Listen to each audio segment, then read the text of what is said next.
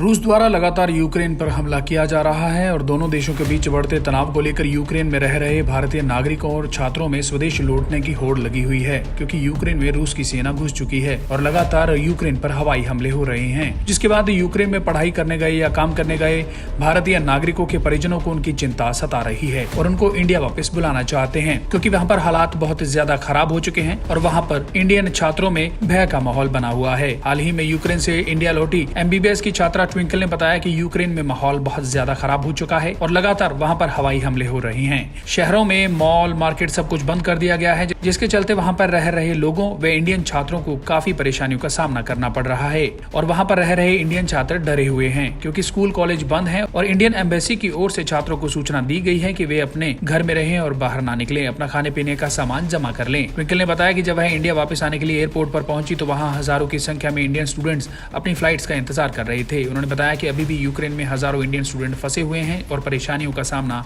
कर रहे हैं। जब हम लोग आए तब इतनी चीज़ें नहीं थी वहाँ पे। हाँ, थोड़ा बहुत बच्चों को डर था, लेकिन जब हम आ गए हैं तो वहाँ पे अब बहुत ज़्यादा बुरे हालात हो चुके हैं, लाइक बॉम्ब वगैरह और मिसाइल से लोग हमला कर रहे हैं, तो अब बच्चे बहुत डरे हुए हैं। हाँ, मेरे दोस्त हैं वहाँ पे, मैंने बात की है तो उनको अभी बोला गया है एम्बेसी वालों ने कि अभी आप सेफ़ रहे, हॉस्टल रहे जहाँ पे भी है, और कुछ बच्चों को बंकर्स होते हैं उनमें लेके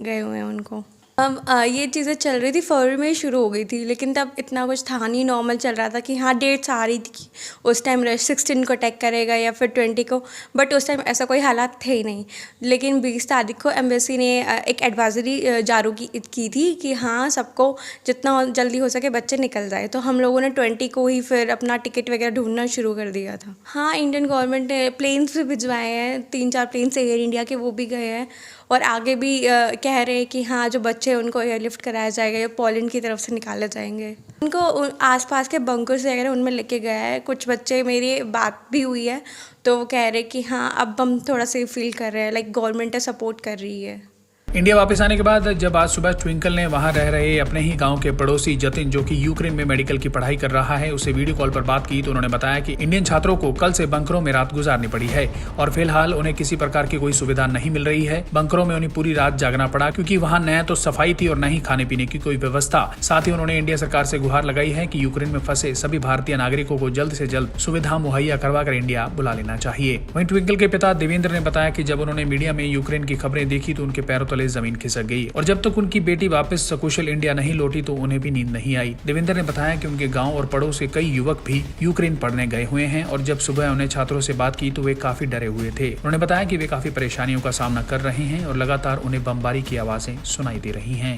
हमने बहुत मेहनत की है, 2 दिन तो हमें सोए भी नहीं, टिकट कराने चक्कर में आधे घंटे में फ्लाइट पूरी हो जाती थी जी। वहाँ पे स्टार्टिंग में इतने हालात नहीं थे, फरवरी में स्टार्टिंग में ही थोड़े थोड़े हालात हमें पता लग गया था भाई कुछ होने वाला है, फिर भी इग्नोर करते रहे, लेकिन जब 20 तारीख आई तो हमें महसूस हुआ भाई अब हमला होने वाला है, तो हमने अपनी गुड़िया को तुरंत बुला लिया। बात की उन बच्चों से, कल ही बात की थी, तो वे कहते हैं अंकल आपने ठीक बुला लिया बेटी को, यह बहुत बुरे हालात है। वे डरे हुए थे जी। वे कह रहे थे इंडिया गवर्नमेंट है जो हमारे एम्बेसी है, वे हमारी हेल्प कर रही है खाने की पीने की और हमें सुरक्षित जगह पे ले जा रहा है। हाँ जी, बेसमेंट में बैठे हैं, वही खाना खा रहे हैं। हाँ जी, बहुत परेशानी है, वहाँ के ATM भी बंद हो चुके हैं, पैसे भी नहीं निकल रहे हैं।